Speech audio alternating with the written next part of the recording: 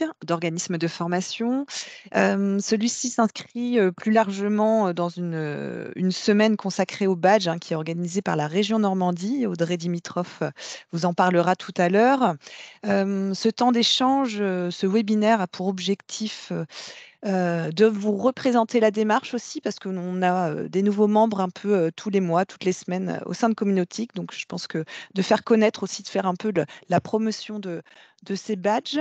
C'est aussi expliquer toute la démarche en fait qui a été mise en place depuis 2019, laisser la parole aussi à des membres de Communautique qui sont référents numériques, qui ont certains badges et présenter peut-être l'intérêt en termes de reconnaissance aussi au sein de leur organisme de formation et d'imaginer peut-être une suite à donner. On verra en fonction des échanges voilà, de ces badges. Peut-être on aura une discussion en fin de webinaire autour de ça.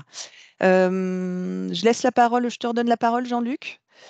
Bon, on va laisser la parole à Audrey. Du coup, bonjour Audrey, on va te laisser te présenter et on enchaînera sur le contenu après, mais tu vas nous resituer déjà ce badge, mais j'imagine que les personnes qui sont là ont déjà suivi moult webinars dans cette semaine des badges. En tout cas, je l'espère, j'ai relevé les noms, je ferai un petit contrôle après. Bonjour à tous, Audrey Dimitrov, je suis chargée de projet formation, région Normandie, direction de la formation professionnelle, la direction de la formation tout au long de la vie. Je suis copilote sur le projet La Normandie Badger les compétences et donc j'ai contribué à organiser la semaine Badger vos compétences, semaine dans laquelle s'inscrit ce webinaire Badge référent d'organismes de formation.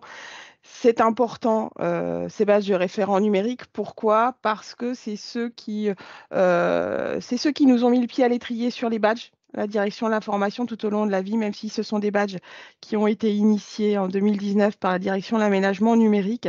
Ce sont les premiers badges, le premier ensemble de badges qui a été créé pour être délivré à des individus au sein de la région. Auparavant, il y avait déjà le label CFA numérique qui est devenu le label CFA innovant qui a été le premier ensemble de badges à être délivré, mais c'était aux structures.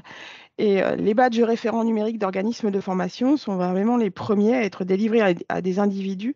Et ils nous ont intéressés à plus d'un titre déjà pour voir la mécanique de création, d'attribution de badges, comment on travaille en groupe autour des contenus des badges. Ça a été intéressant à suivre. Et puis, c'est aussi un badge quand même, il faut l'avouer, qui intéresse à la fois le bénéficiaire de ce badge, puisque ça lui permet de prendre conscience de ses compétences, de les valoriser aussi vers l'extérieur.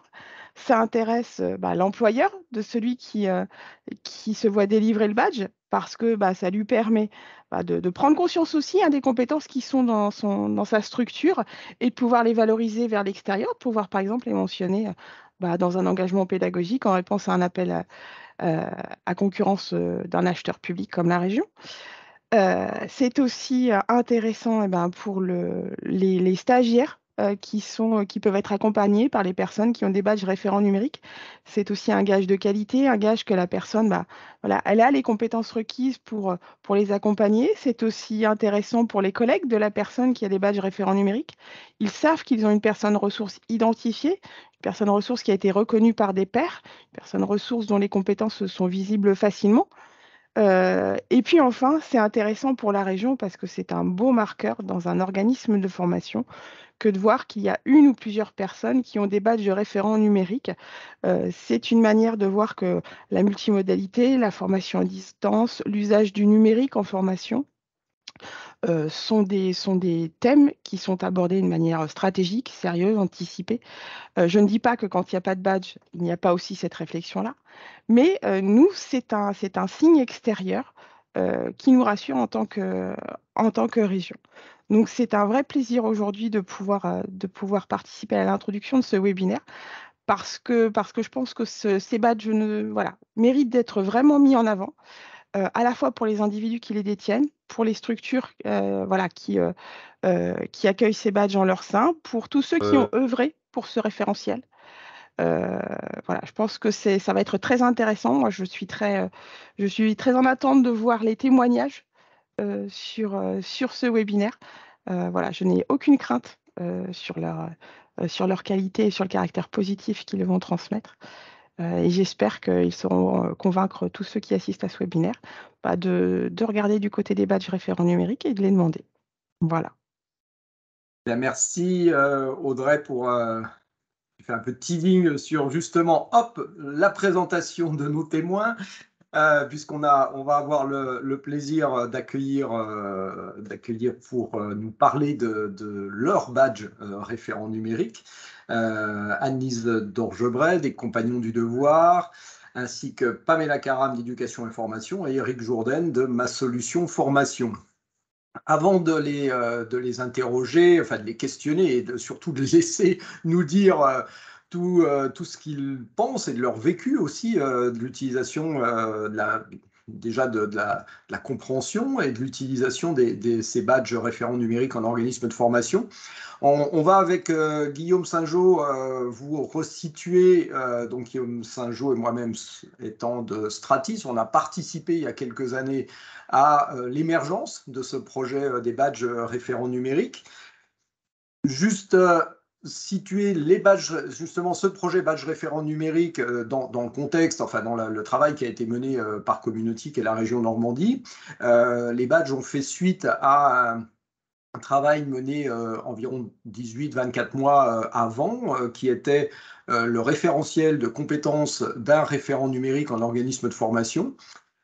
Qui était vraiment une première, qui a beaucoup aidé un certain nombre d'organismes de formation normands, mais pas que, à permettre de décrire quelles pouvaient être les missions d'un référent numérique. Ça a aidé beaucoup d'entre eux à structurer en fait les missions, structurer les tâches, faire reconnaître aussi déjà la fonction de la personne.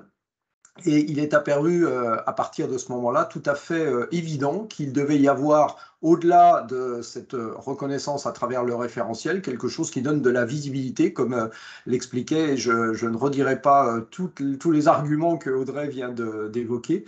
Il y avait nécessité effectivement de faire reconnaître. Donc on avait imaginé que ça pouvait être un biais intéressant. À une époque où il y avait beaucoup moins de certificats, de titres, voire de diplômes, orientés vers justement ce que sont les référents numériques aujourd'hui. Ils ont bien d'autres noms aujourd'hui. On trouve de multiples formations. Enfin, il n'y en a pas pléthore non plus, mais il y a d'autres formations, il y a d'autres référentiels qui sont apparus depuis. Mais il faut bien avoir en tête que à la fois le référentiel du référent numérique en organisme de formation et les badges dont on va parler maintenant ont vraiment été précurseurs sur tout du moins le périmètre francophone, hein, enfin français tout du moins sur le territoire français. Il n'y avait pas d'équivalent en 2017 quand on a lancé ça. Je vais laisser Guillaume nous expliquer comment justement quels sont ces badges, comment est-ce qu'ils ont été créés, comment ils sont validés et reconnus par la suite.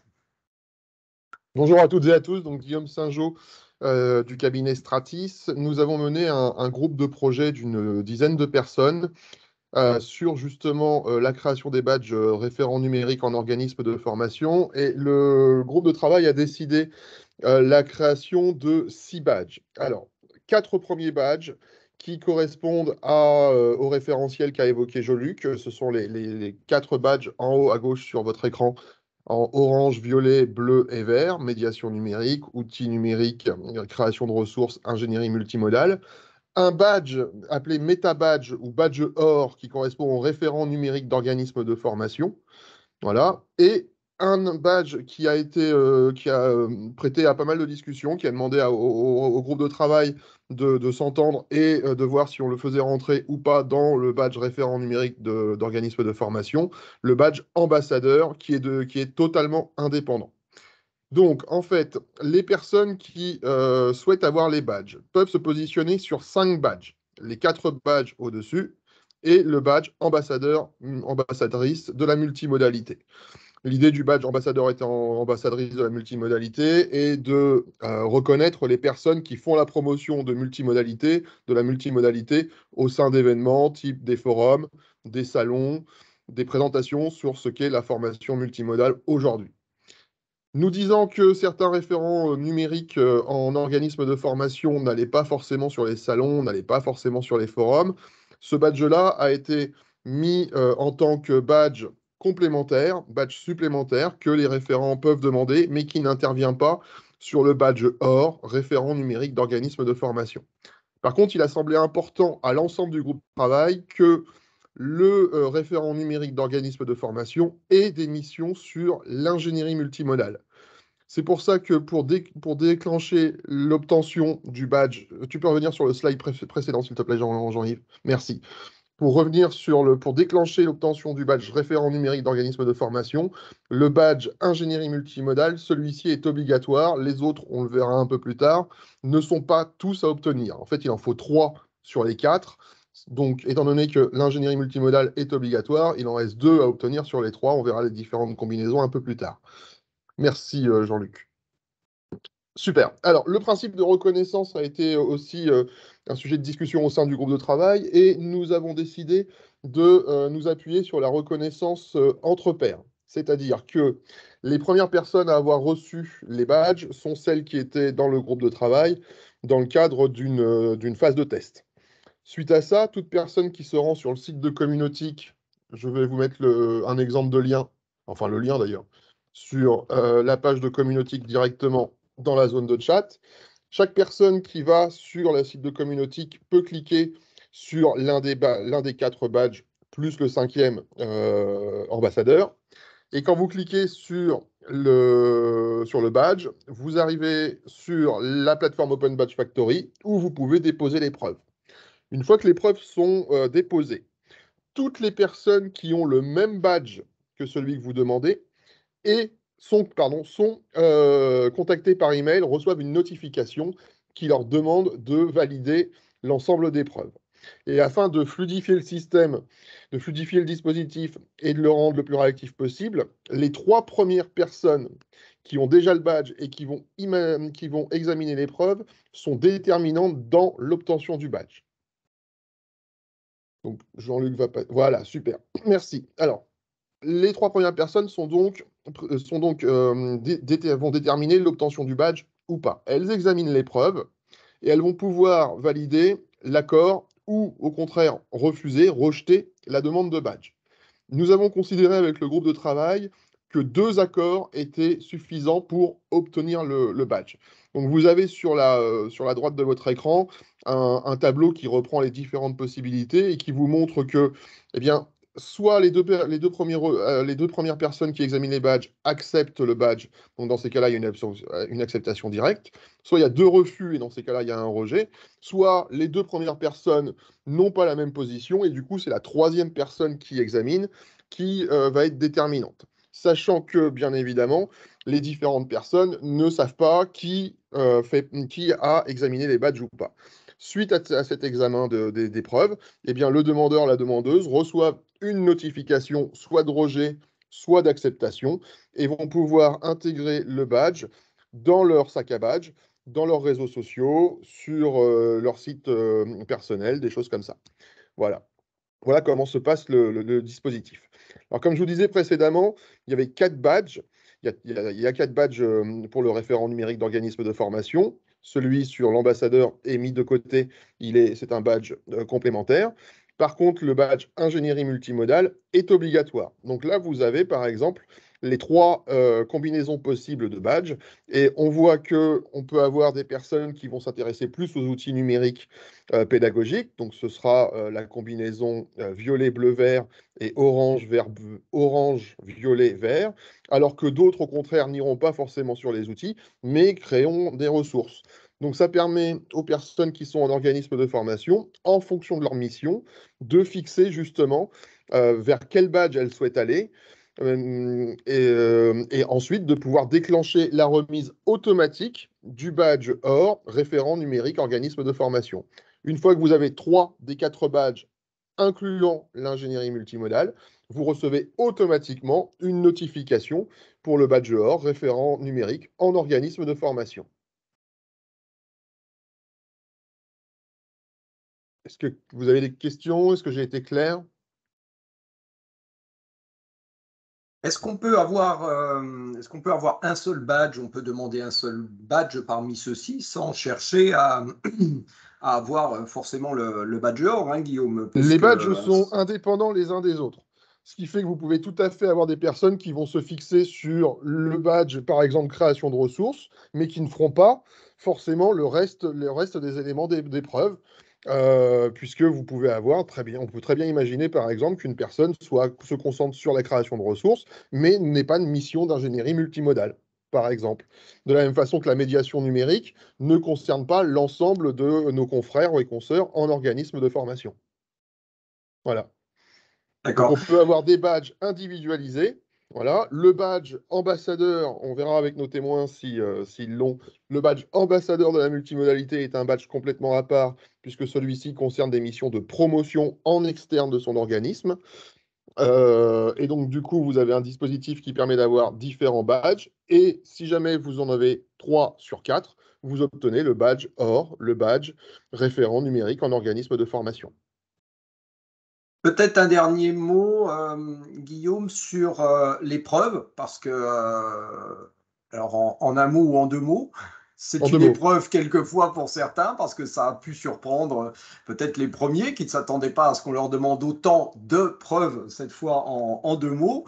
Je vais afficher ici, effectivement, donc quand on est sur le site Open Badge Factory, on accède effectivement, bon, il y a tout un descriptif, hein, bien évidemment, qui vous aide, qui aide la personne, on va dire le candidat au badge, si on peut l'appeler comme ça. On voit ici, on arrive à cet élément. Alors, je ne sais plus sur quel badge on était, bah, c'est le badge référent numérique, hein, justement, en organisme de formation. Et donc voilà, si tu peux nous dire deux mots Alors, sur les types de preuves que l'on est amené, effectivement, ce n'est pas que déclaratif, il faut prouver son niveau de connaissance, de pratique, de compétence. oui. Alors, quand on a expérimenté la première fois le dispositif, on a eu des personnes qui ont envoyé des fichiers extrêmement lourds, extrêmement volumineux, avec beaucoup de pages, ce type de choses. C'est pour ça que, Jean-Luc, si tu veux bien remonter légèrement dans la page, il est indiqué dans les preuves à apporter qu'à chaque fois, il y en a 2 preuves demandées. Voilà, on privilégie le format PDF pour ce qui est écrit, mais il peut y avoir d'autres types de fichiers, vidéos, des JPEG, des choses comme images, des fichiers images, par exemple, des choses comme ça. Voilà, et à chaque fois, chacun des badges est accompagné d'une présentation rapide de quelques preuves qui peuvent être reçues par les personnes. Donc ça peut prendre différentes formes, ça peut être des comptes de démo comme c'est indiqué ici, ça peut être des témoignages enregistrés de vos collègues, voire de vos publics, éventuellement la fiche de poste, la fiche de mission, des choses comme ça. Voilà, mais l'idée était de permettre aux personnes qui examinent l'épreuve lorsque une demande de badge est déposée, d'aller assez vite et de pouvoir valider ou non très rapidement les contenus d'épreuve. C'est pour ça qu'un peu plus bas dans la page, chaque personne a la possibilité de déposer 3 éléments de preuve, voilà, sous forme de fichier de 10 mégas maximum, parce qu'on s'est déjà rendu compte qu'on avait eu des fichiers vidéo qui étaient un petit peu plus longs. Donc l'idée était quand même de faciliter les choses. Avec un texte libre pour se présenter, pour montrer des choses. Voilà. Et la possibilité donc de déposer 3 preuves, au maximum, sachant que 2 sont demandées. Ça peut prendre ça peut prendre la forme d'un fichier PDF, si c'est du texte, ou une présentation, mais mise en format PDF pour que tout le monde puisse y avoir accès. Ça a pu prendre la forme également de fichiers vidéo. Ça a pu prendre la forme également d'activités réalisées directement via un outil pour montrer qu'on avait justement créé une ressource. Ça peut prendre également la forme alors pour le coup, d'un fichier PDF avec un lien menant sur un autre badge que les personnes auraient pu avoir, montrant justement qu'elles remplissaient les conditions. On a essayé d'avoir un dispositif de validation le plus ouvert possible, mais qui prenne aussi assez peu de temps pour les personnes qui examinent les demandes. Puisqu'au tout début, on a Ok. eu des demandes avec des fichiers, je crois qu'on a eu un PDF de plus d'une centaine de pages, me semble-t-il, de mémoire. D'accord. Très bien. Bon, enfin, ça semble clair pour moi, du moins, je l'espère pour vous aussi. Merci de toutes ces explications sur un petit peu la mécanique de ces badges derrière ça. Et je vais demander du coup à la fois Annelise, Pamela et Eric de me rejoindre à l'écran de manière à ce qu'on puisse avec eux échanger sur leurs expériences respectives, effectivement, de ces badges référents numériques. Merci déjà de nous donner ce temps et ce témoignage à tous les trois. Ma première question, et toutes mes questions s'adresseront à vous trois, hein, puisque vous êtes dans des organismes de formation qui n'interviennent pas sur les mêmes champs, mais vous avez eu des démarches qui vous ont amené à demander ces badges référents numériques. Justement, ma première question, c'est pourquoi avoir fait cette démarche d'obtention du badge référent numérique en organisme de formation? Du coup, qui commence? Allez, comme vous voulez, dans le désordre. Y a Ok, pas de... je veux bien commencer. Allez, c'est parti. Déjà, bonjour à tous. Donc moi, c'est Annelise Dorgebray. Je travaille chez les Compagnons du Devoir, donc à Mont-Saint-Aignan. Donc pour ceux qui ne nous connaissent pas, on est on est un organisme de formation et on propose des formations pour les métiers de couvreur, charpentier, menuisier et maçon. Pourquoi on a fait cette démarche? En fait, pourquoi j'ai fait cette démarche? Parce que c'était une démarche quand même personnelle.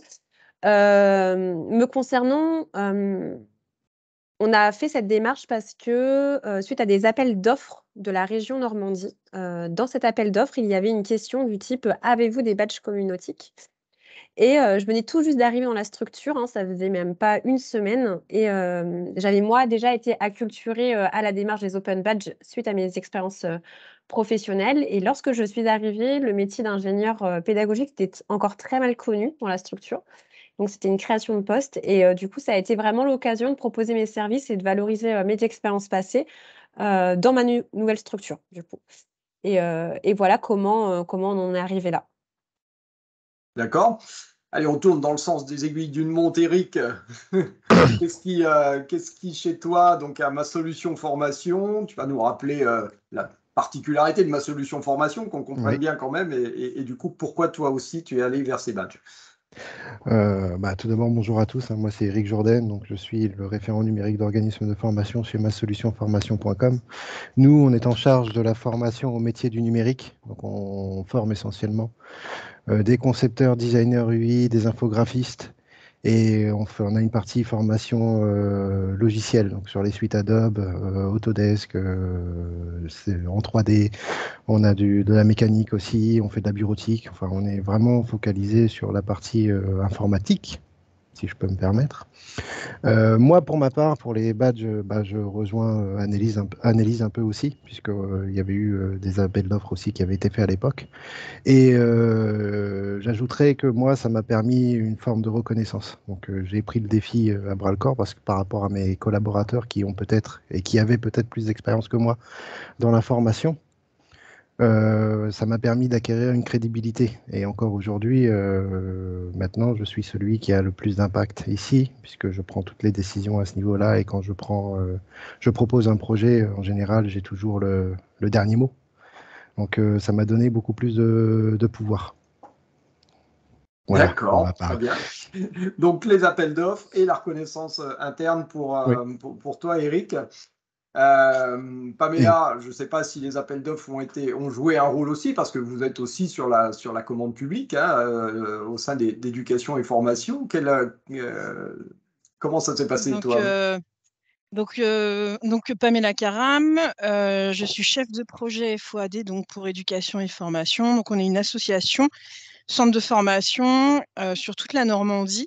Et nous, on a du public faiblement qualifié.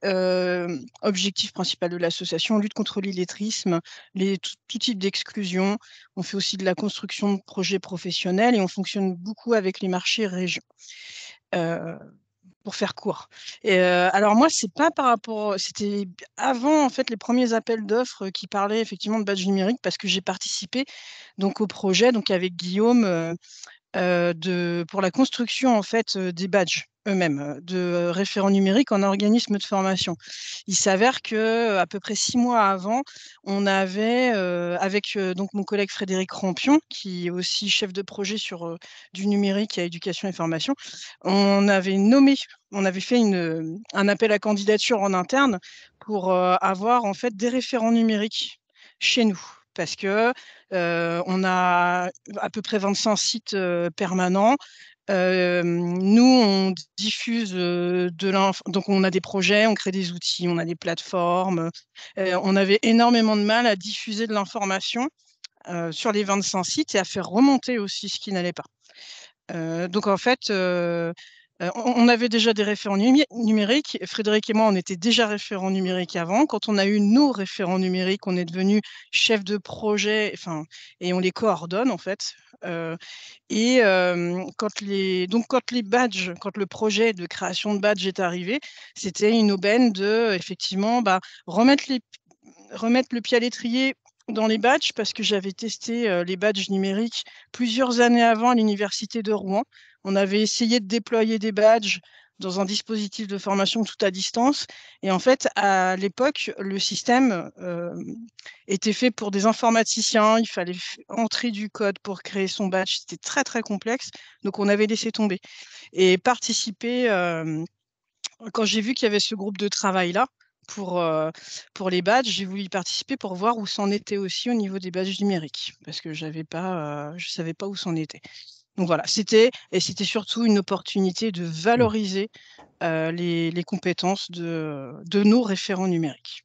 Voilà. Je vais m'arrêter là parce qu'il y a d'autres questions qui arrivent. Ok, alors vous avez les uns les autres répondu à la question qu'on se posait après. C'est qu'effectivement, vous y êtes allé. Qu'est-ce que ça vous a apporté? Eric nous l'a dit, Pamela. Peut-être Annelise aussi, ça t'a permis dans ta nouvelle mission aussi de faire reconnaître ce nouveau poste à la fois de coordinateur pédagogique et de référent numérique au sein des Compagnons du Devoir. Tu l'as inclus? Oui, du coup, ça en découlait qu'il y a une réelle fiche de mission référente numérique qui a été réalisée. Deuxièmement, je pense qu'une reconnaissance auprès de mon directeur. Je pense que sincèrement, il était fier. Il ne connaissait pas vraiment toutes mes compétences et ça a permis vraiment d'avoir une meilleure visibilité sur mes capacités. En fait, je ne sais pas si vous connaissez un petit peu, mais quand vous téléchargez l'attestation, en fait, vous avez un peu un récapitulatif de tous les objectifs pédagogiques. Donc, en fait, ça lui a permis vraiment d'avoir une meilleure visibilité et puis de le valoriser via mon compte LinkedIn, voilà, sur l'onglet mes certifications, puisqu'on a maintenant la possibilité de l'intégrer directement sur nos comptes et nos réseaux sociaux, quoi. D'accord. Et donc, j'imagine que ça a eu, vous l'avez expliqué là les uns les autres aussi, tu viens de le dire, Annelise, avec ton directeur, avec les collègues, j'imagine aussi. Est-ce que, du coup, d'autres formateurs de vos structures, pour vous trois, ont-ils été amenés à s'intéresser, du coup, au badge, ou vous êtes-vous arrivé à les intéresser au badge, alors pas forcément le badge référent numérique, justement, on pourra peut-être en parler de ces badges qui sont systématiquement associés aux non-référents. Hein. C'est toi, Pamela, quand on a préparé ce webinaire, qui me disait c'est un petit peu embêtant que ça s'appelle à chaque fois référent. Mais donc, un badge individuellement, est-ce que vous avez des formateurs qui ont demandé un ou plusieurs badges parmi ceux qui ont été présentés par Guillaume tout à l'heure? Moi, de mon côté, j'ai eu un de mes collègues qui a fait la démarche et qui a obtenu le référent outil numérique, qu'il va poursuivre aussi pour la suite, pour essayer d'obtenir également 2 autres badges pour faire la combinaison. Donc, il est en train d'accomplir les démarches. Mes autres, puisque l'équipe pédagogique ici au sein de ma solution formation, il y a 8 formateurs dispatchés sur 4 villes. Maintenant qu'ils deviennent des badgers, puisque nous avons un dispositif complet qu'on a créé à ce niveau-là, ce sera l'objet d'une autre question par la suite pour les savoir-être. Donc forcément, par la force des choses, ils sont obligés de s'y intéresser et moi, je les impose, forcément, puisque ça fait partie de notre offre de formation. Et puis j'ai déployé plein d'autres choses à côté, donc forcément j'y reviendrai un peu plus tard. Mais oui, voilà, t'es obligé de donner d'autres idées. Totalement. Pamela, il y a pas mal, il y a plusieurs formateurs et formatrices chez vous qui sont détenteurs d'un ou plusieurs badges aujourd'hui. Oui, nos référents numériques, donc ils sont 6. enfin 6. Il y en a qui sont partis entre-temps, donc on a au moins 8 ou 9 personnes. En plus de Frédéric et moi, donc 9, 10, on est à peu près 11 à avoir obtenu, pas forcément le métabadge. Effectivement, ils ne sont pas tous forcément allés au bout de la démarche. Moi, c'est quelque chose que je leur ai demandé. Donc, on avait déjà nos référents numériques, en fait, quand on a participé au groupe de travail. Donc, je les ai tenus au courant petit à petit. On était contents de pouvoir effectivement valoriser leurs compétences, parce que quelque chose que je n'ai pas dit avant, c'est qu'au début, quand on a nommé les référents numériques chez nous, c'était une expérimentation. C'était un nouveau type de fonction, de poste. Il fallait voir effectivement si ça répondait vraiment aux besoins. Et le fait qu'ils aient ces badges-là, que ce badge-là existe, que ces badges-là existent, qu'ils les obtiennent, ça a légitimé au niveau de notre direction le fait qu'ils étaient nécessaires, en fait. Que c'était vraiment nécessaire qu'ils restent. Et effectivement, les missions, les fonctions ont perduré. Et depuis plusieurs années, et maintenant ça devient vraiment indispensable. Par contre, on a diffusé l'information auprès de nos autres formateurs. Ils ne se sentent pas légitimes pour demander le badge parce qu'ils n'ont pas ces missions de référent numérique. Voilà. Alors du coup, j'insiste sur ce point-là parce que c'est ce que tu me disais l'autre jour, c'est le libellé badge référent numérique a justement un côté, je vais dire repoussoir, c'est un peu exagéré, mais où ça semble inatteignable parce qu'il y a le terme référent. Enfin, oui, après, c'est peut-être spécifique à notre structure parce qu'on a vraiment des missions de référents numériques. Ils ont les fiches de poste qui vont avec. Peut-être si on était dans une structure où on n'avait pas de référent numérique qui était identifié, peut-être que des formateurs dans notre structure ferait la démarche. Mais moi, je pense, après, c'est une autre question après, mais je pense que les premiers badges, il ne faudrait pas les appeler forcément référents numériques, il faut que ce soit le métabadge qui soit référent numérique. Voilà. D'accord. Ça faciliterait l'accès pour certains. Voilà. D'accord. Annelise, je sais que vous avez une équipe de formateurs qui tourne dans l'organisation des Compagnons du Devoir qui est comme ça. Est-ce que ces badges individuellement, hein, par exemple, comme on l'évoquait à l'instant avec Pamela, est-ce que c'est quelque chose que tu as envie de promouvoir, toi, auprès de tes collègues formateurs, leur dire, bah tiens, ça, de par les projets justement digitaux, multimodaux qu'on est en train de monter au sein des Compagnons du Devoir de Normandie, est-ce que ça aurait un intérêt? Est-ce que tu as envie effectivement de les amener vers ça? Donc du coup, oui, ça serait un objectif. Aujourd'hui, c'est pas le cas, hein. Clairement, on a le propre des Compagnons du Devoir, c'est qu'en effet, on a des formateurs qui tournent tous les 2 ans, tous les 3 ans. Donc on a vraiment un turnover voulu, volontaire. Mais pourquoi pas essayer vraiment d'insuffler ça auprès de nos équipes d'enseignants, on va dire, sur les matières généraux. Puisque eux, on a plutôt une équipe un peu plus, on va dire un peu plus pérenne. Mais voilà, là, on a vraiment une démarche, pareil, je vais revenir après, on a vraiment une démarche qui va se lancer Open Badge avec des projets Open Badge. Donc, on espère qu'ils vont nous suivre, on espère qu'on va les monter en compétences. Après, voilà, aujourd'hui, ils n'en voient pas forcément l'utilité. Donc, mais je pense que c'est aussi par manque d'informations et de connaissances sur ce que sont les badges, connaissances, effectivement. Tout à fait. Exactement. D'accord.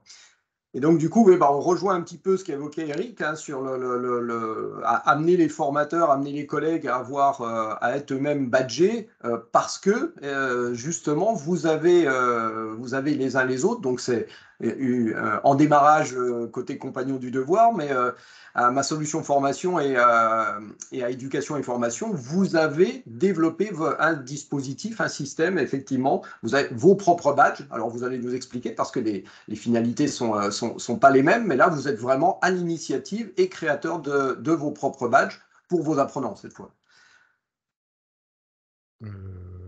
J'attaque. D'accord. Oui, c'est ça totalement. En fait, c'est dans les démarches, nous, qu'on a mis ici en place, en fait, et ça fait l'objet de ce que j'ai expliqué hier lors du webinaire, le badge et après. On a mis en place un système de badge sur les savoir-être. donc chez nous, chez Ma Solution Formation, ou au cours d'ateliers. Donc je fais synthétique, hein, mais je pourrais présenter avec des documents. On renvoie au webinaire d'hier, du coup. Ouais, alors, malheureusement pour moi, et j'ai eu à manquer, j'ai pas appuyé sur le bouton enregistrer. Bon, donc je vais devoir refaire. refaire. Ouais, non, mais exactement, oui, avec plaisir. Hein. Ce que je disais hier, c'est que je le referai et je représenterai toute la démarche, la méthodo, parce que il y a toute une méthodologie autour qui est, je pense, essentielle et importante à montrer. Pour faire court, on a fait des badges savoir-être. Donc, au cours de nos parcours de formation, on a mis en place des ateliers, parce que les savoir-être se manifestent en situation uniquement. Ces ateliers nous permettent d'observer ces savoir-être, et nous, on a mis en place une grille nous permettant d'écocher. Donc, il y a un badge côté formation, qui nous permet de valider le savoir-être en formation. Et on a la particularité, c'est qu'on a voulu avoir ces savoir-être, puisque aujourd'hui, pour les recruteurs en entreprise, les savoir-être deviennent vraiment importants pour recruter des personnes et des employés. Donc, on a intégré la validation côté entreprise à l'aide des stages.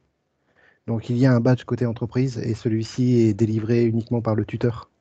Enfin, c'est nous qui validons de notre côté. Donc, une fois que la grille est arrivée chez nous, on voit.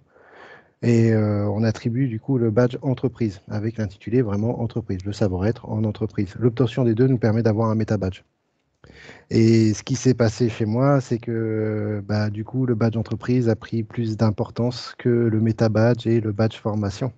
Ce qui était ce qui est vraiment bien du coup, parce que ça montre que les entreprises en général ont apprécié la démarche, l'ont inclus.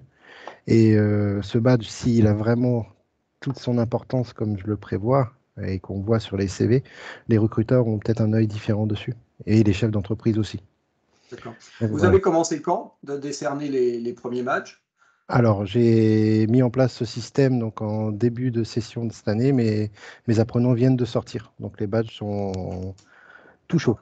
Tout chaud. Ils viennent d'être délivrés voilà, sur 4 villes, Dieppe, Évreux, Vernon et Rouen, forcément. Si je fais le calcul synthétique, il y a pas moins d'une centaine de personnes, centaines d'apprenants qui ont été badgés cette année. Et en moyenne, entre 5 et 6 badges formation, entreprise et méta ont été attribués par apprenants. D'accord.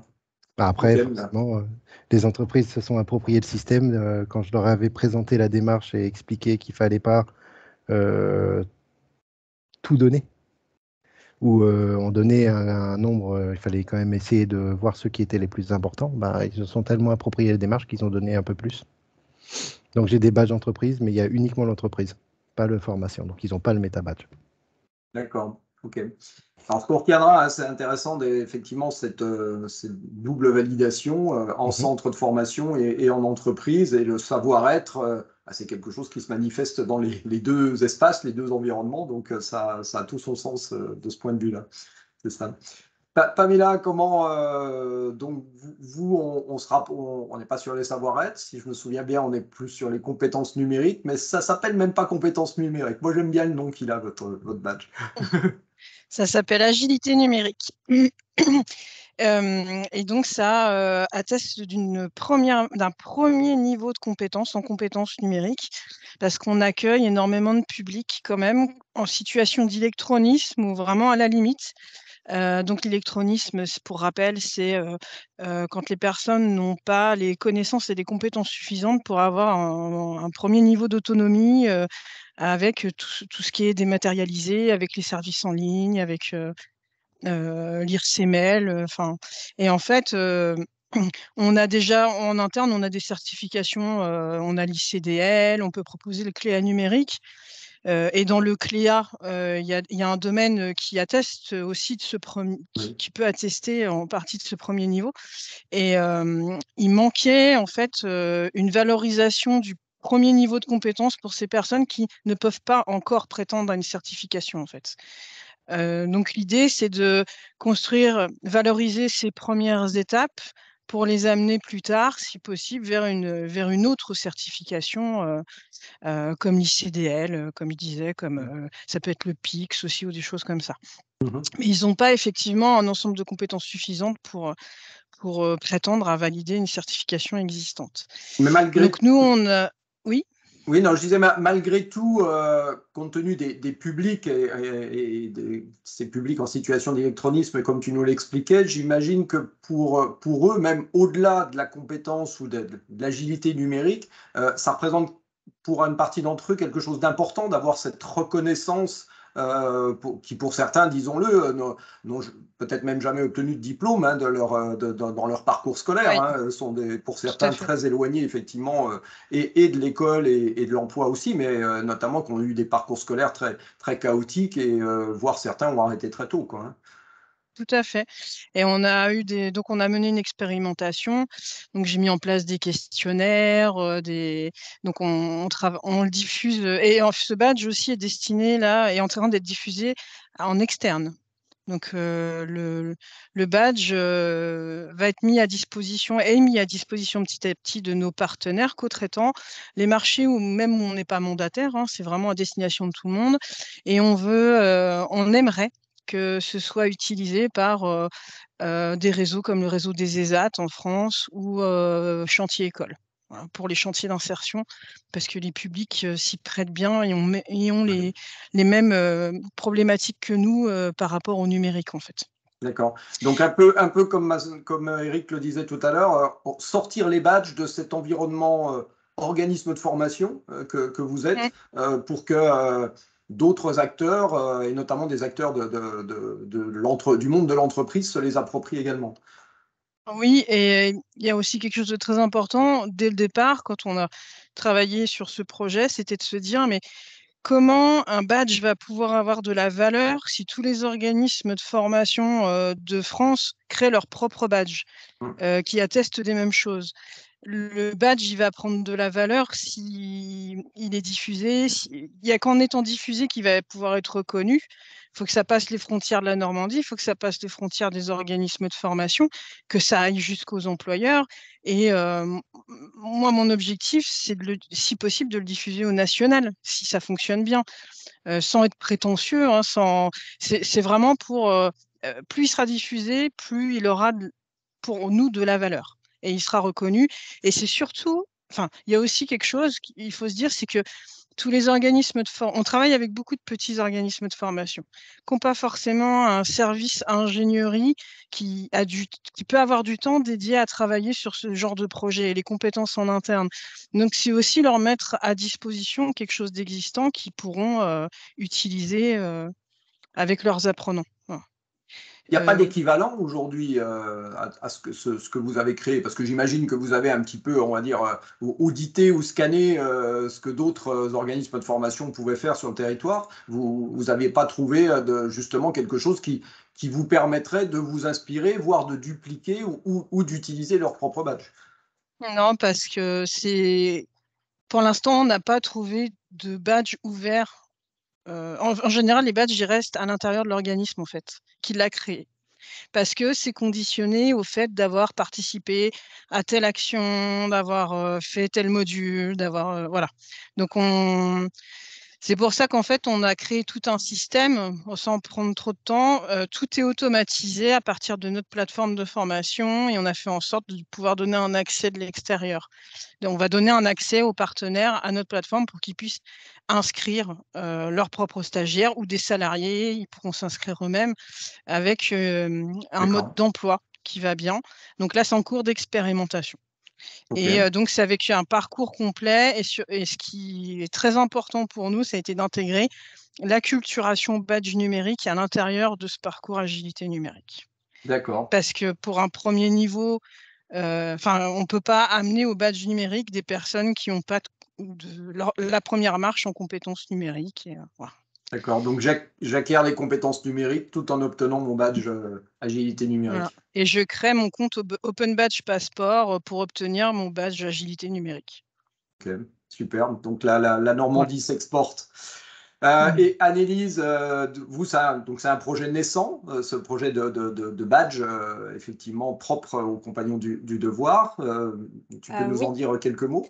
Oui, donc en fait, c'est à travers, on a remporté en fait 2 appels à projets, sur la qualité pédagogique du 3CA BTP et notamment, c'est via en fait cette démarche qu'on va enclencher, les open badges, notamment à travers notre projet qui s'appelle, koh SST.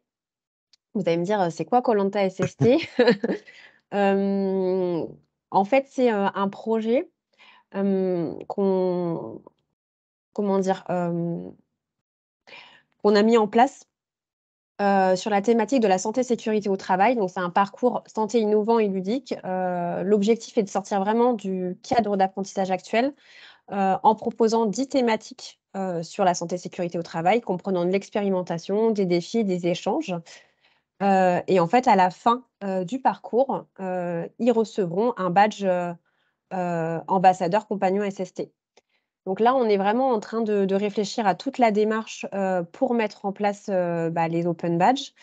On leur propose déjà de la culture numérique, de base, en première année et du coup, on est en train de se dire que, pour arriver au badge, compagnon, on va sûrement passer par notre parcours culture numérique pour les sensibiliser aux open badges.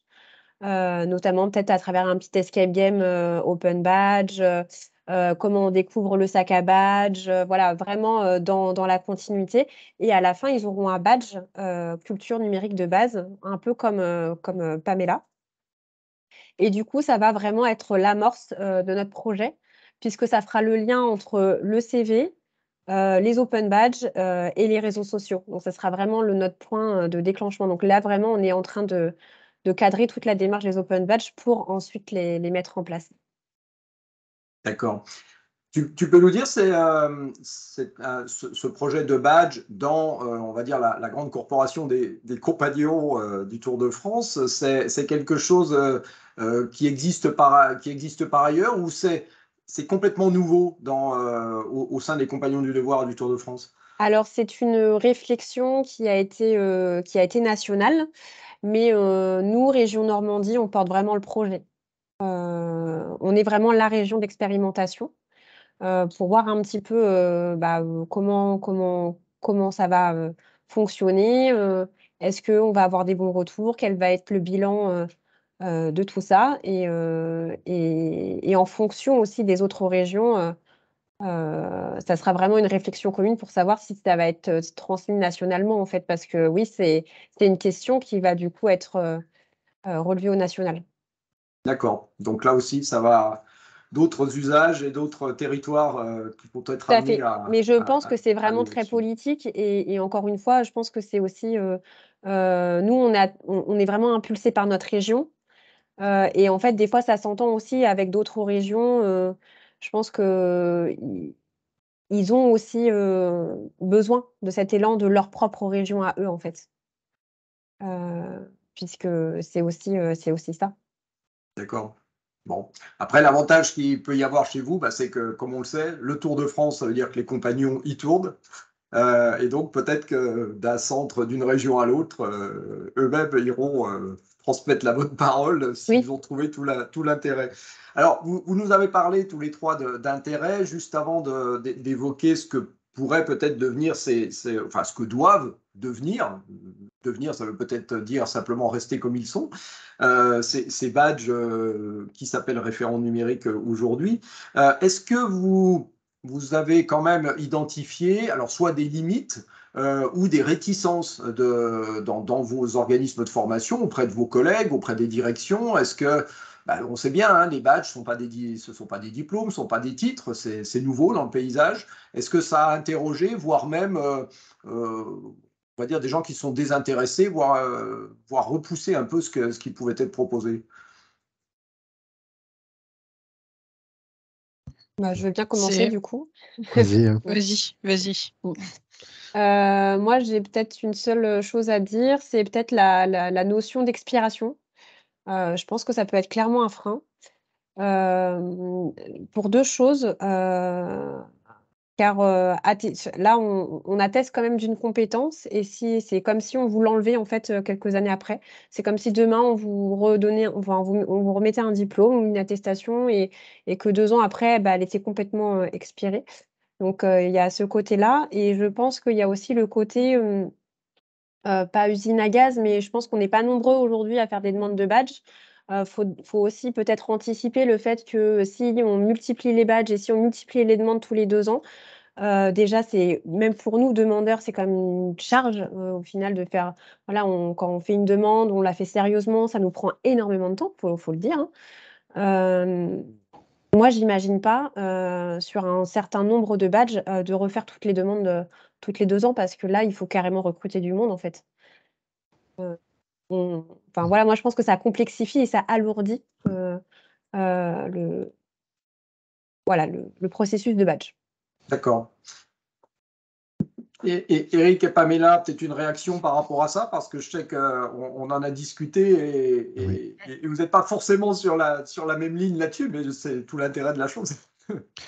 Moi, je suis Vas-y. d'accord, ouais, parce que pour moi, quand on a été référent numérique un jour, on l'est toujours en fait. Enfin, en général, les référents numériques, enfin, tels que je les ai côtoyés, ou même moi, en prenant mon exemple, on devient référent numérique parce qu'on a une appétence pour ça, parce qu'on s'intéresse à ça, et sans avoir effectivement forcément de mission ou de fonction.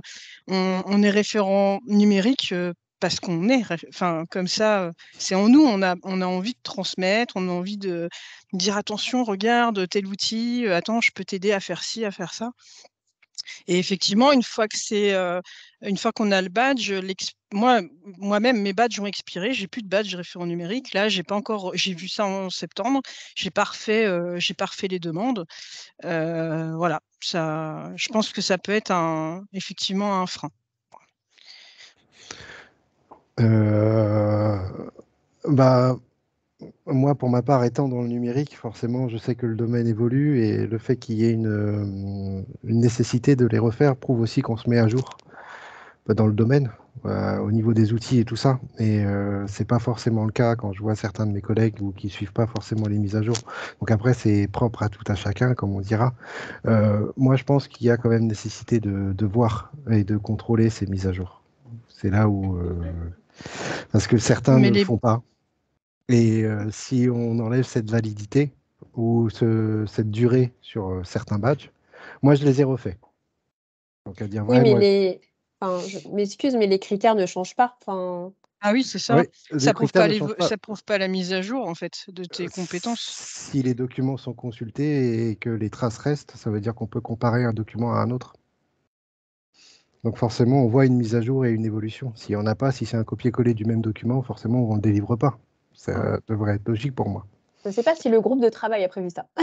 C'est là où Je- je suis dans le métier du numérique, et c'est là où je consulte tout le temps, et c'est aussi mon système qui est basé sur ça. Quand je compare les documents qui me sont envoyés comme preuve, certains de mes badgers ont essayé d'obtenir des badges qui ne leur étaient pas attribués, donc je contrôle.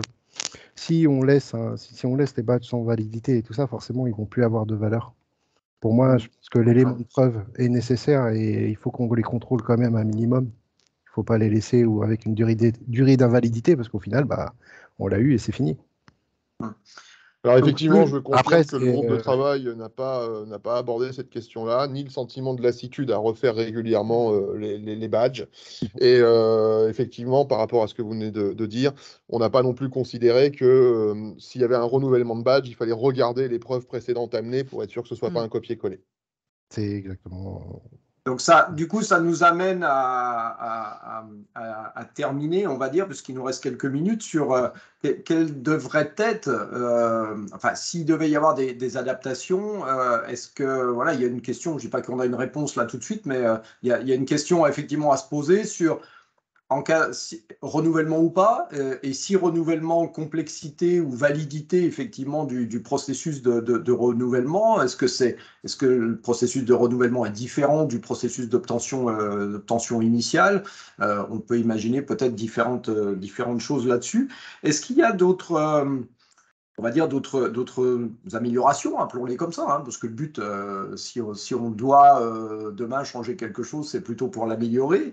Est-ce que vous verriez d'autres améliorations? Ça fait 3 ans donc, que ces badges référents numériques ont été créés. Ils arrivent à expiration pour les premiers comme vous qui les ont obtenus. Qu'est-ce qu'il serait utile de faire évoluer ou prioritaire pour, alors à la fois, on peut imaginer plein de choses, hein, leur donner encore plus de valeur, leur donner encore plus de visibilité, faire qu'il y ait encore plus de formateurs qui obtiennent des badges, pas forcément celui référent numérique comme vous l'évoquiez tout à l'heure, mais au moins un ou plusieurs badges. Comment vous verriez ces actions à mener, le cas échéant? Moi, si je peux me permettre, Vas-y. moi, la question que je me pose dès le départ, c'est est-ce qu'il ne faut pas sortir du centre de formation? Est-ce qu'il faut vraiment dire que c'est référent numérique en organisme de formation? Enfin, je sais, parce qu'il y a un peu, sauf que c'est pas sur forcément des documents pédagogiques, mais il y a les mêmes fonctions en entreprise. Il y a les mêmes missions et fonctions en entreprise. Qui Et existe quelqu'un depuis qui a plus été longtemps. Ouais. effectivement, et un référent numérique en organisme de formation peut peut-être valoriser ce badge-là en entreprise. Il change de structure, il va vers le monde de l'entreprise, il peut peut-être être référent numérique en entreprise. Et voilà, donc c'est une question que je me pose depuis assez longtemps. D'accord. Peut-être amener aussi au niveau des démarches d'explication et communiquer tout autour, parce que le badge repose sur une communication des uns et des autres. Si nous-mêmes ne communiquons pas sur nos badges, ou les formateurs ne communiquent pas sur leur badge, le badge n'aura aucun impact et aucune raison d'être. Développer des outils autour. Voilà ce que je fais ici, par exemple, les signatures mail, mes badges sont inclus dedans, donc je communique tous les jours dessus. Je développe des badges sur le site internet de l'organisme. Peut-être travailler sur ces axes-là, inciter à la démarche explicative, augmenter les vidéos. J'ai comparé chez moi, j'ai eu plus d'impact sur l'explication des badges et j'ai attiré beaucoup plus l'attention de mes apprenants parce que je suis badgé et des formateurs qui ont l'obligation d'expliquer cette démarche, qui ne sont pas badgés, n'ont pas eu le même impact. Donc il a fallu que moi je me déplace pour faire toutes les démarches d'explication. Donc Oui. peut-être amener ce côté, un badgé peut être badger et un non badgé ne peut pas l'être forcément ou n'a pas la crédibilité. D'accord. Et moi, j'ai une dernière chose aussi. Je ne sais pas si vous m'entendez. Oui. Du coup, moi, j'avais juste une petite remarque, peut-être, dans le formulaire qu'on remplit. Je pense qu'il faut absolument écrire en toutes lettres que les preuves peuvent être publiques. C'est-à-dire qu'en fait, quand vous recevez un badge, des fois, on ne se rend pas compte, on met des choses, on met des éléments en éléments de preuve, des choses peut-être internes, parce qu'on se dit que ça sera juste l'examinateur qui va le voir, ou des choses comme ça, ou des noms, ou des prénoms. Je pense que c'est absolument important de le marquer en toutes lettres avant les éléments de preuve, que si on paramètre mal, soit son badge, ou pour toutes, que les éléments de preuve, quand on va envoyer le badge, si on le met sur LinkedIn, si on l'envoie à quelqu'un, la personne aura la possibilité de regarder les éléments de preuve si on ne paramètre pas les éléments de preuve, nous, en tant que bénéficiaires. Donc, je pense que c'est absolument nécessaire de bien prévenir les personnes là-dessus. D'accord, c'est important, effectivement, parce qu'on peut sinon communiquer, comme tu viens de l'évoquer, des documents qui n'ont pas lieu Tout à fait. à se retrouver dans l'espace public. Et je pense qu'on va réfléchir à 2 fois, du coup, aux preuves qu'on met. Bien sûr, Mhm. bien sûr. Hélène, tu es toujours avec nous. Je suis toujours avec vous. En tout cas, merci beaucoup pour l'ensemble de vos interventions qui confortent vraiment l'idée de l'importance et de l'intérêt de donner de la valeur ajoutée, de la valeur en tout cas à ces badges. Là, ce que j'entends et je pense qu'il faut qu'on mette en place, c'est un groupe de travail pour retravailler à la fois gérer l'aspect de ces badges sur différentes choses. Est-ce que la question de la date un peu de péremption, est-ce que qui est de 3 ans aujourd'hui, je crois que c'est ça. C'est ça. Voilà, rediscuter ces choses-là aussi. Non, c'est pas 3 ans, c'est Je crois 2 ans. que sur le référent ingénierie multimodale, vu que c'était lui qui était temporaire, maintenant il ne l'est plus. D'accord. Donc, il ne l'est plus. Il Ok. ne l'est plus aujourd'hui. Il ne l'est plus aujourd'hui.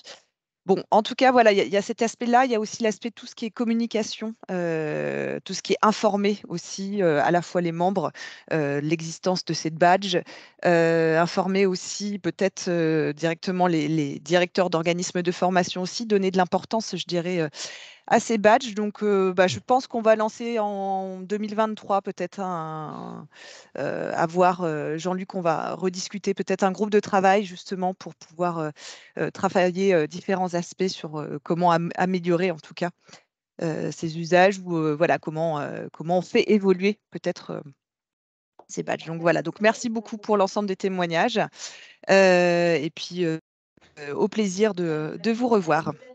Merci. Merci à vous Merci pour à vous l'invitation. trois pour Au ce revoir. témoignage très riche. Bon après-midi. Et puis, jusqu'à la fin de la semaine, hein, il y a des événements sur badger vos compétences. Hein, donc, restez connectés. Ça marche. Merci à tous. Merci. Merci. Au revoir.